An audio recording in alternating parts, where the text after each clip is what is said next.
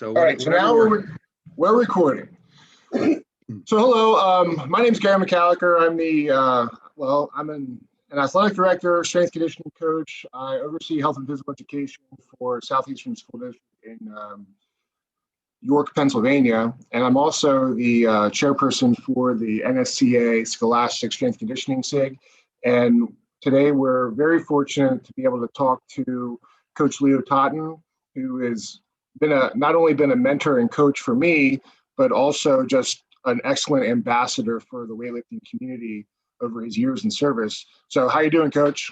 I'm doing well. Thanks for having me, Gary. I appreciate this. Yeah. So I guess the first thing I want to talk to you about, because I don't think a lot of people know how extensive your experience it is. I think people know in the weightlifting world, but also just in the scholastic world. So would you mind to take a couple minutes to just discuss like how extensive your experience is in coaching?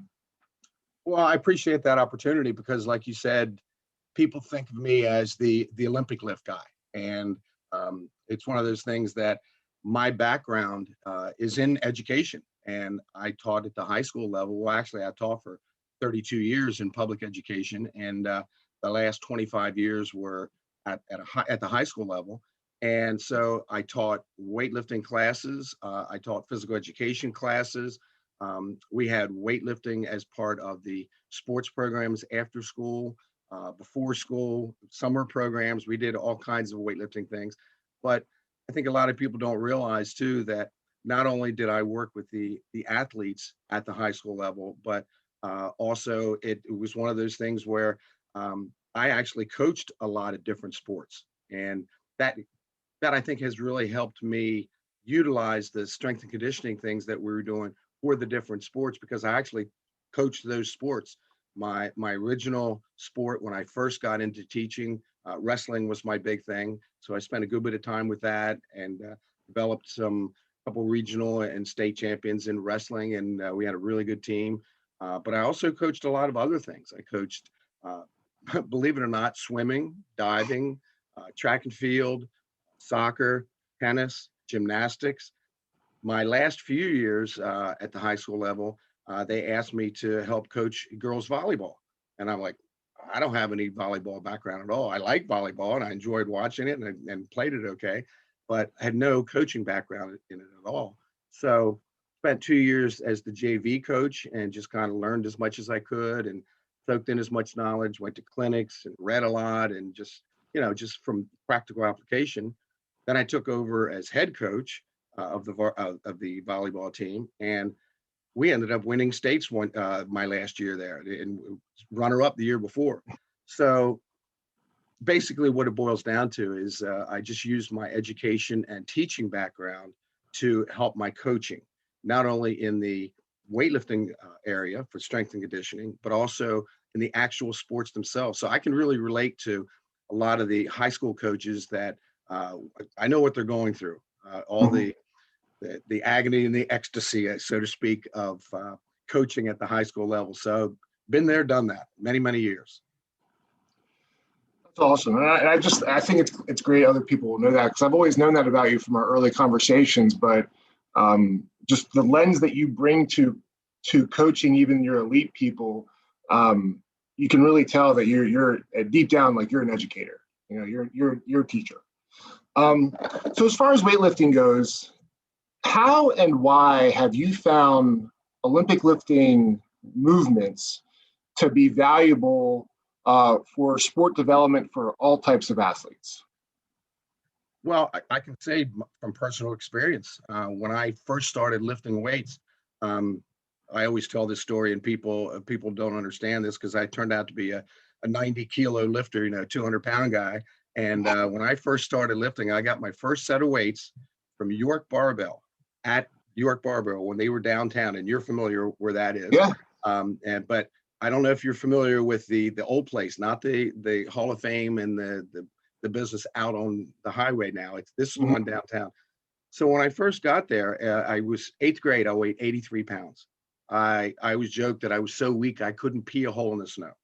So, but I was always very athletic, but I was always little. So started reading Strength and Health magazine, And I said, okay, this seems like it's the way to go. I need to get bigger and stronger. Of course, they had articles on not only weightlifting, but also using weightlifting for various sports. So that helped me get started. But when I bought my first set of weights from York Barbell, at the time, now this is a long time ago, I'm not gonna say what year, so you don't make fun of how old I am. Right. But at the time, this was the mecca of weightlifting. I mean, you had all these guys that were Olympians and Pan Am members, and they were training there. Bob Benarski, Tony Garci, just all the big names at the time. Fred Lau, all these guys came in to train for the Olympics. So I got to watch these guys train, and here I am, this little pipsqueak on the sideline watching these guys train and going, these guys are doing some really cool stuff. They're lifting these big weights, and they're very athletic, and they're explosive and powerful. Well, the more I saw that, the more I was hooked, and so basically taught myself how to lift through during my high school days, and it made me a better wrestler. It made me I played soccer because at the time I was too little to play football as much as I loved football. But I was getting bigger and stronger and more athletic, and it was helping me. So that connection right away, personally, I was better because of that. So as I went through the coaching and teaching, I found that it's helping all the other athletes I was working with. So it's almost like a pay it forward type thing. It worked for me, so I found that it works for others, and so we try to get them doing the same type of thing. And the Olympic lift movements, I mean, how can you go wrong? They make you more powerful. You have to be strong base for that. Yeah, cardiovascular improvements that people don't realize, the flexibility. It's all these attributes that you want your athletes to have, and you're getting it through one type of lifting. And again, I'm not saying that all the other types of lifting are bad, with the machines or, the powerlifting or the CrossFit stuff. I'm not saying all that stuff is bad. I'm just saying I have found that the weightlifting really helps the sports because it helped me, helps a lot of the athletes I've worked with at the high school and collegiate level. So why not do it? So I'm not just the weightlifting guy for competition, although I do tell people, I say, look, if you want to get in competition, I can help you with that too. Yes, you can. Absolutely. So, if you're dealing with high school athletes, high school aged athletes, or even just high school students in health and physical education, how do you assess readiness for Olympic lift progressions? Now, this is a really good question, because a lot of people say, well, we don't do the Olympic lifts because I don't have time to teach it. Well, what I found is that even with a phys ed class, a weight training class, 30 kids in the class, and you can relate to this, I'm sure. Mhm. We did cleans, we did snatches, we did jerks. And even as the ninth graders coming in that really didn't have any background at all. So what we did was we basically just whatever level they were at, that's where we started. So Mhm. if I had a group of 30 after, like, say, 6 weeks in the program, if we had a group of 30, I would say, okay, we're going to break you down into 3 groups of 10. This group of 10, you're just working on that triple extension. You're not quite ready. You can't receive the bar correctly yet on a clean. So, okay, that's that group of 10. This group of 10, you guys have a pretty good receiving position. So we're doing power cleans from that power position because you're not quite ready to move it down to the knees or the floor yet. But now this other group, you guys are more advanced. We're going to do power cleans from the floor. So I got this group of 30, and they're all doing it based on where they are in the teaching progressions. Pretty much what we do is we teach from the top down. You have to receive the bar correctly, and we teach from the power position, then from the knees, then from the floor. But they only move to that next progression if they've pretty much mastered. I'm not saying it has to be perfect, but pretty much mastered. And I used a term that I picked up from Tony Decker. He was the strength coach at Delaware for years, and he's been to Virginia and East Stroudsburg and Temple. A lot of really good guy, very good at the collegiate level. And we had a lot of discussions back when we were doing courses together. And I said, my lifters, I want them to have as perfect a technique as possible. And he worked with a lot of football at the time, as well as some other sports. And he said he agrees with the weightlifting aspect from my point of view, because you want weightlifters to put as much weight over their head as possible. So you want that technique to be as good as possible. But he said for his athletes, it doesn't have to be perfect. It has to be perfect enough. And I always remember that term, because what he meant was the technique has to be perfect enough that it's effective in doing really what it's supposed to do, but at the same time safe. And because you can't be at any level, whether it's high school or collegiate or whatever, doing unsafe things. But the Mhm. point he was trying to make is that, you don't want an ugly power clean. Okay, you don't want it's like a glorified reverse curl. That doesn't do you any good. It's not really effective for what the exercise is supposed to be doing. Mhm. So, and I think he really practiced what he preached, especially the safety part, because the 10 years he was at Delaware, they at the time they were Division One AA, I think it was called at the time, Mhm. and they won numerous national championships. And in the 10 years he was there, he was so proud of the fact that not only were they winning championships, but in the 10 years he was there, they didn't have one injury in the weight room that caused a starter not to start. That's That's awesome. that's a pretty impressive stat for that, for Yeah. sure. So that's the same philosophy I took at the high school. We want to make it as effective as possible. Only do what they're capable of doing, and and it seemed to work. It was a very safe situation we had, and it was very effective for the sports teams that we worked with. Thank you.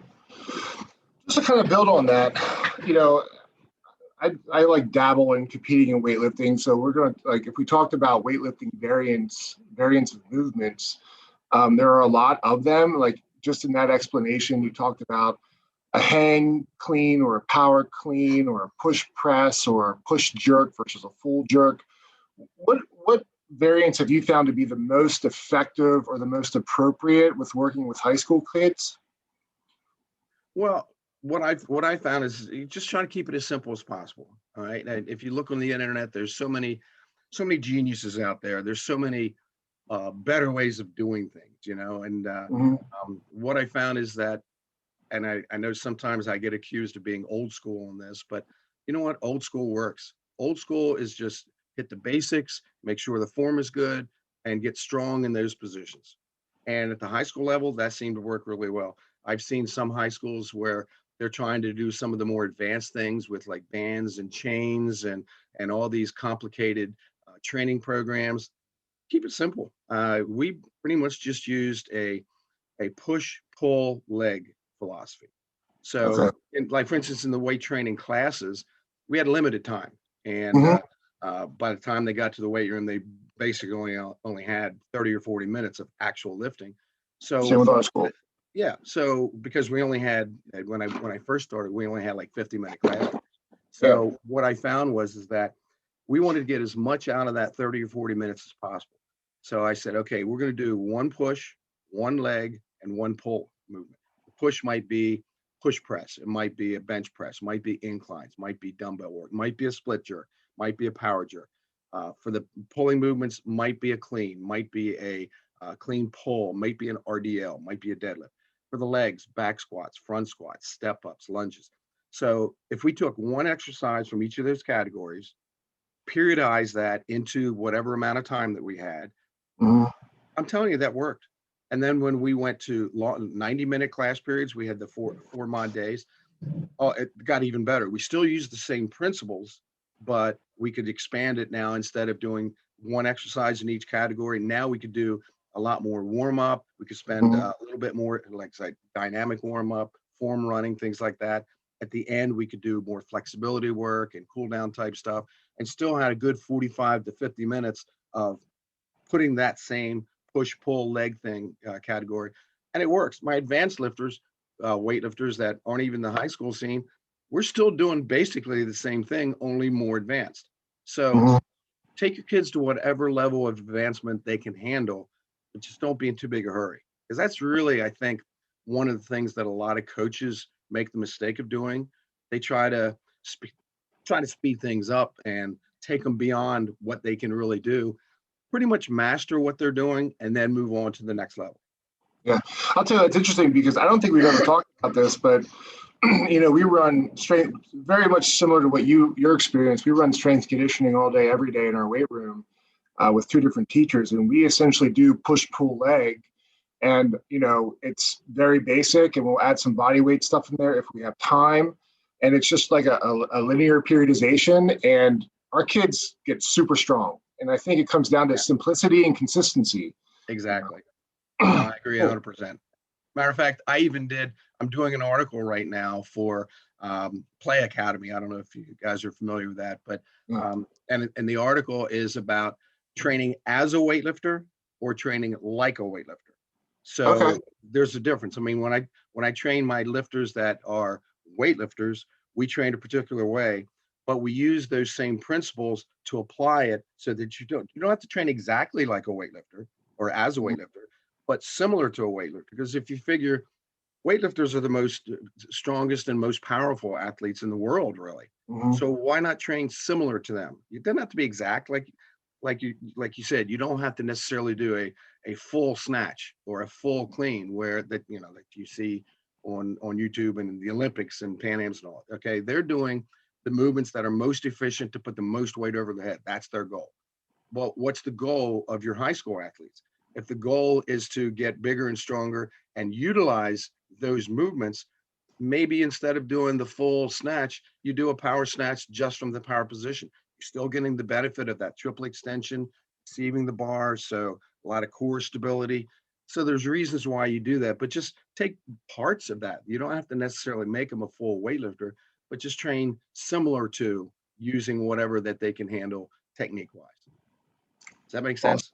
Makes perfect sense to me. So I have a quick question that just kind of popped in my brain. I didn't have it written down, but like, what are your thoughts on teaching snatches versus cleans? Because if you had to do one, or maybe you do both, but I had somebody I worked with a long time ago who explained to me that they prefer snatches with novice students, whether it's an athlete or not, because there's less opportunity for active deceleration and at the top. And I was just wondering what you thought about that in your experience. I mean, I prefer snatches, but my wrists are jacked up, so that's fine. Okay. Well, and this is a very good question. Yeah. And I always kind of, whenever I'm teaching courses and seminars, I always make it clear that when we do the USA weightlifting certification, we start with the snatch. Okay. We teach the snatch first, then we teach the clean, then we teach the jerk. Okay. In that order. And that's fine, except in my personal experience, I always taught the clean first. And I think one of the things I always try to get across to people is that make sure you understand the why that you're doing things. Start with the why. Well, for me, the why that I start with cleans first, and at my high school level, when I found success with this, were a couple things. One is that I found sometimes there was a little bit of a fear factor of putting a weight over your head, which is snatches. Okay. They didn't have that fear factor when they're learning to do a clean first, because it's at the chest and it's just a little easier for them fear wise. Okay. Second thing I found is that a lot of my athletes, they went on to college, and what I found is that a lot of times the strength coaches or the sport coaches that they go to, they'll ask them to show them what their clean technique looks like, or how much can you clean. They usually don't say, how much can you snatch. Okay. Yeah. So that's another reason why I did it. And the third reason, which I think is probably one of the most important things, is that the fear factor aside, once they learn the pulling pattern for the clean, then learning the snatch afterwards it just pops right in there, because basically the clean pattern and the pull pattern for the snatch are pretty much the same. Different grip, different how high you're pulling the bar, but overall the bar path is pretty much the same. The once they learn the clean, seems to be a pretty good correlation to learning the snatch. But I always emphasize, I said, look, that's what worked for me. I had the reasons why I did that. The kids bought into it and it worked for me. But if you teach the snatch first and it works for you, by all means, I'm absolutely for that. Plus, like I said, USAW, that's what we teach first. And I'm fine with that. Whatever works for you.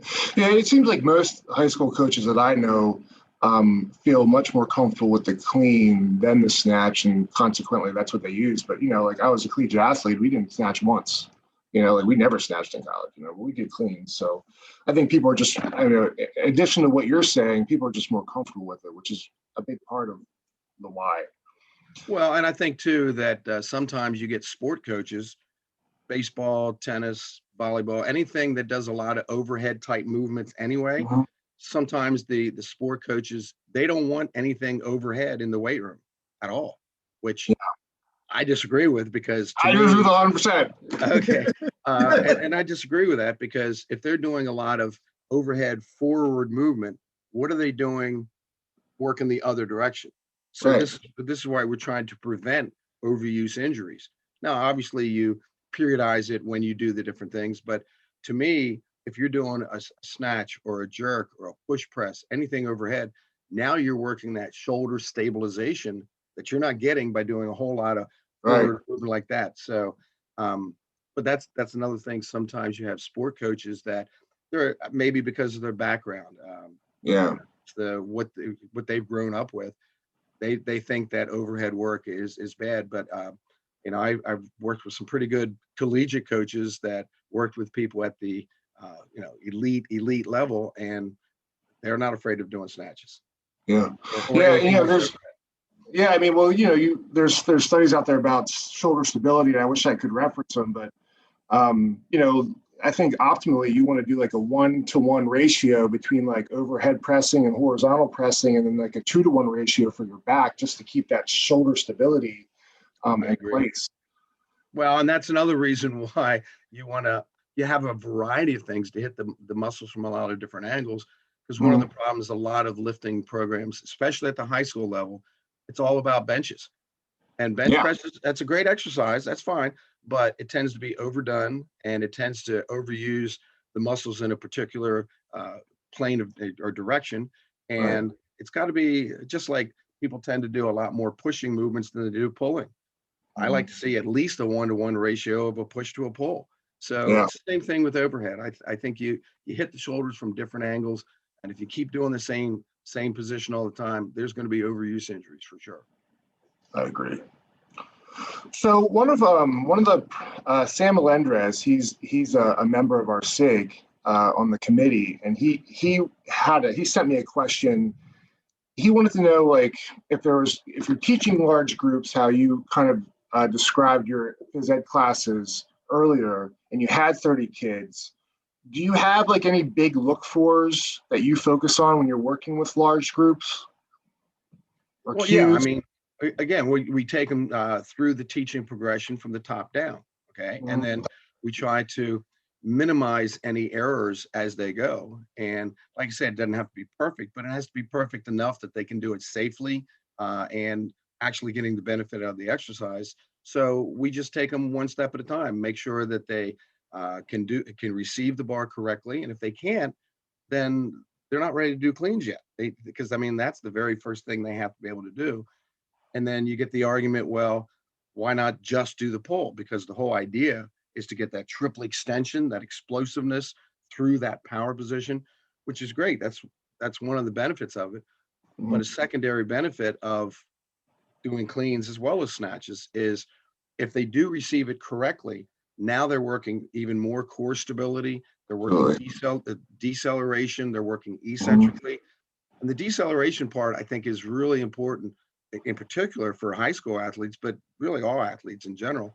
And that is that deceleration, when stopping, starting, changing direction, that's where a lot of injuries happen. Absolutely. So what weightlifting does by receiving the bar, now you're absorbing those forces on the deceleration. You're training your body to absorb those forces. So when you're doing the pull, you're applying force application. But when you're receiving the bar, now you're working more on that deceleration and that force absorption. Again, we're making more all-around athletes. Absolutely. And if they can't receive the bar correctly, then don't force the issue. I mean, you do the flexibility things they need to work on or whatever. But I always give the example, a bunch of years back, the Cincinnati Bengals strength coaches asked me to come in and work with them for a couple of days just to get some ideas on helping their athletes. And one of the questions was, and I was kind of surprised at this because at the pro level, you would think they would have all the answers, but they don't. None of us do, really, for that matter. But anyway, they said, we got 3 or 4 really big guys, and they're 350 pounds, and they're just so big and tight up here, they can't catch the bar correctly. So they said, well, what should they be doing to make them clean better? And I said, don't have them clean. Because what they were doing is they would catch the bar, literally hold it up here on their hands and wrist. You're familiar with that because your wrist is an issue, I know. But, for those that are watching, my wrists are fused. Okay, but you're still trying to compete. But what we were talking about was pro athletes for football. So I said, if they're catching the bar up here and not in, and you're really catching it with their body, somebody's going to get hurt. And if Yeah. they get hurt, you're talking millions of dollars at Millions. risk, not to mention job security. And that's Right. not a good thing. So I said, what you should do is still have them do pulls, maybe off the blocks or whatever. They're still getting the force production part of it. Mhm. Then have them do work on their flexibility. I always get the question, is it okay if they do their front squats holding the bar like this? And the answer is yes and no. And I know that sounds kind of like a weird answer, but Mhm. it works their front squat. But the whole idea is we're trying to get them to a position where they can catch it clean or receive it clean correctly. Kind of tough to catch it clean like this. So they can practice front squats that way, or I even recommend doing front squats holding on to straps. You know how you use straps to Yeah. hold the bar? Well, this way, make like a loop and almost like a little tail. So now they're doing a front squat in that exact position. So I like that way better than doing it like this. Not to mention, as they're doing their front squats, that flexibility gets better and better as they practice it. Then they get their hands closer and closer to the point where Yep. they can catch the bar. Once they can receive the bar correctly, then they can do the full clean and get the benefit of the triple extension and the core and all the benefits of receiving it. But until they can receive it correctly, just do the pull. This applies also to the high school kids, because you'll have some high school kids that can't receive the bar correctly or don't get the idea of it. At least have them doing the pull part. At least they're getting that triple extension. If they have to do just the pulls for whatever reason, then that's fine. But if they can receive the bar, now they get those additional benefits. Thank you. So, a question about coaching that you've witnessed. What do you think are some areas, predominant needs of professional growth that you've seen going around the country with either strength conditioning coaches at the collegiate level, the high school level, weightlifting coaches, CrossFit coaches? What do you think are some real important, like, professional development needs that you've recognized?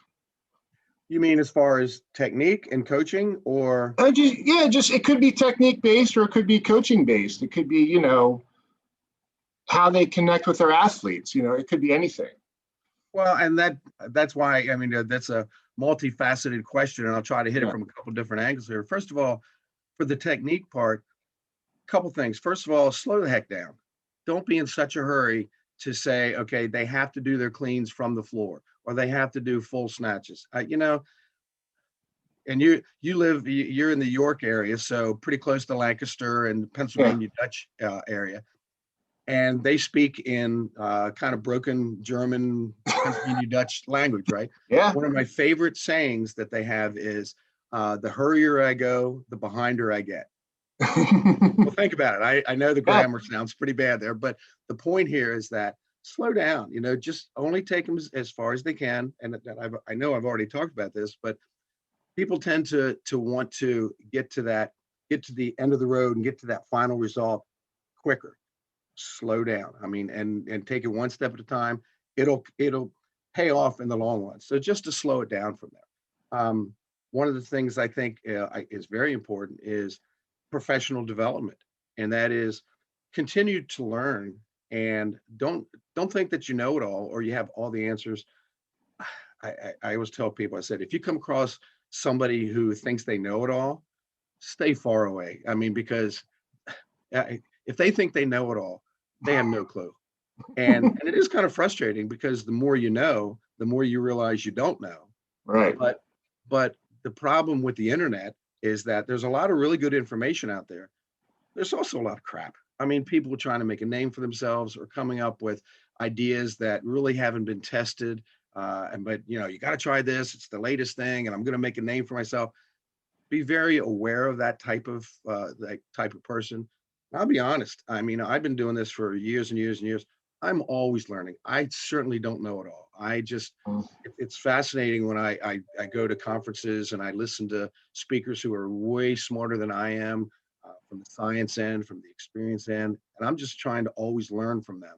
And I think that's one of the things that all coaches at the high school or collegiate or even at the professional level keep learning. And I've always stressed this. I just think it's really important because every day new stuff comes out, but you want to be wary and just kind of leery of anything new just because it's the newest thing going down the road. Has it really been tested?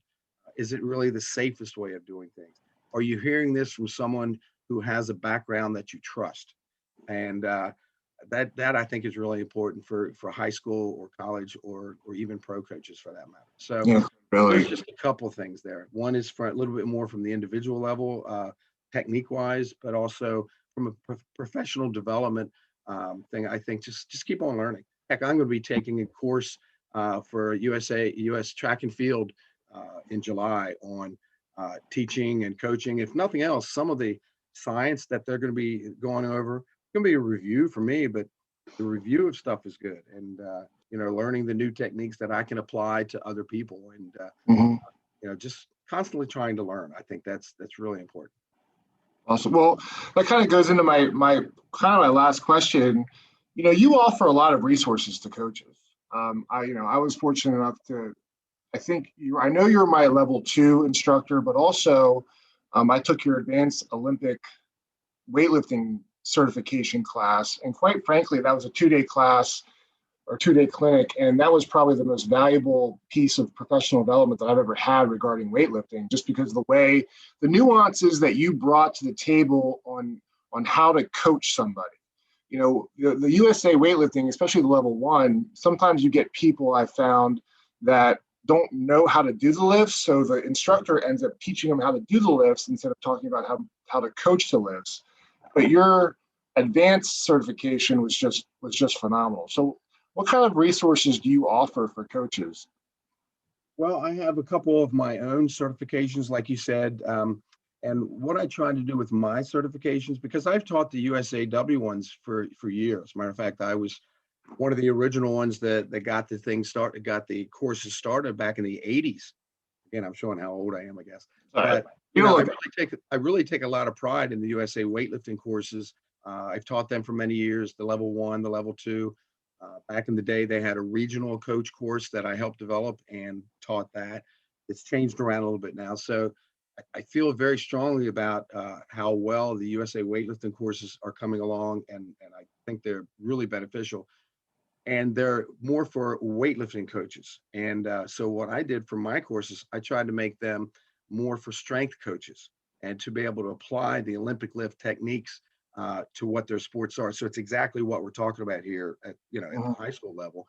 How to break it down, how to simplify it, how to use, like I said, training similar to a weightlifter, not as a weightlifter. So the USA weightlifting courses are trying to make weightlifting coaches. What I'm trying to do with my courses is make more strength coaches utilize the Olympic lifts or parts of it to make their programs better. So I actually have 3 different of my own certifications through the NSCA, get CEUs with that, and the CSCCA and NASM and ACE. So all of them have CEUs attached to it. One is called the CELC, and that's the Coaches Education and Lifting course. And what that is, it's really basic. Okay, it's a 1-day, 8-hour going through push, pull, leg terminology, how to apply that, very practical. And then also do another portion of that day's worth of work on program design using these very simple, very basic thing. And I've actually taught this at several colleges for their sport coaches who have to help in the weight room, who aren't necessarily weightlifting coaches. Right. So I've used that for the high school classes as well as at the collegiate level. And then I have what I call my BOLC, my Basic Olympic Lift Cert. I really believe in the hands-on, just you got to be doing it. You got to be involved and not only participating as going through the lifts, but also you're coaching as you go. So we go into detail on the teaching progressions for the clean, the snatch, and the jerk, and we do some basic assistance exercises for each of those lifts. And it's all hands-on, and we do some video analysis with that. So not only are they doing it, but they're teaching it and they're seeing what their lifts look like, and really a close analysis of what the technique should look like to be safe and effective. And then, like you mentioned, the Advanced Olympic Lift Cert, the AOLC, this is a 2-day course. there's much more detail on technique. There's much more detail on the video analysis. We spend a lot of time on program design for strength coaches, not from a weightlifting standpoint, but from a strength coach standpoint. So again, a lot of hands-on, but now there's a little bit more lecture in there and like program design, things like that. And then I do a lot of other, I work with a lot of other companies where I'm doing different seminars and different courses for them, utilizing the weightlifting techniques. I go to high schools, I go to colleges, sports performance locations, not only teaching my courses, but try to customize courses specific to the needs of wherever they are. Like for instance, if I would come to your high school and you would say, I really want to work on improving the snatches with my boys and girls in my weightlifting classes, what can I do to help with that? So I do that sort of thing, try to customize it to what the needs are. So a lot of different avenues that we go to. I speak at conferences. I go to in-services for physical education programs around the country. So pretty much I try to base it on what the needs are of wherever I'm going. Because of the pandemic, I haven't been doing as many in-person things. I've been doing a few, but not nearly as many. So I've been doing a lot more online type things. And again, I don't like online as much, I'll be honest. The hands-on, practical, face-to-face type thing works much better. But especially with the COVID thing going on, they still need the education. So I've done courses for Amplify Sports and Wellness that I've been working with them a good bit. I'm starting to do some things with Play Academy, Sports Ed TV. I've done some different articles for them and getting more involved with them.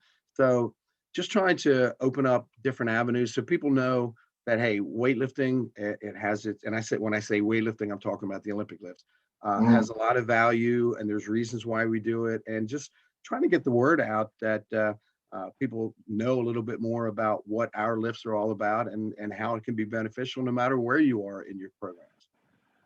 Well, you're an awesome ambassador for the sport. Would you be okay if I put your website and email on the post for the SIG, and if people have questions, they could contact you? Absolutely. That's, to me, the networking and the openness.